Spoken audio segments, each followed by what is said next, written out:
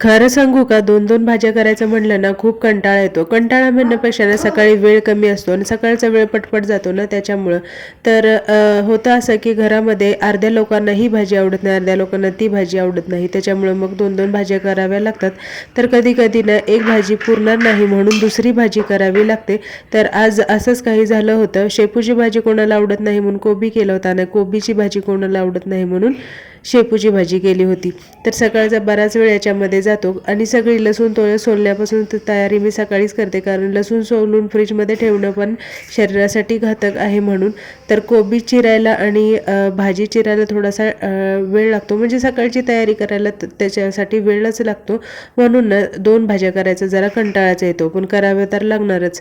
तर चला आता इथं शेपूची भाजी आणि कोबीची भाजी करून घेतली. टिफिन झाले, नाश्ता पण झाला आणि दूध 9-9:30ला येतं. तर ते सगळं स्वयंपाक झाल्यानंतर ते दूध पण तापवून घेतलं आणि फरशी पुसून घेतली आणि बाकीची उरली सुरलेली कामं पण करून घेतली.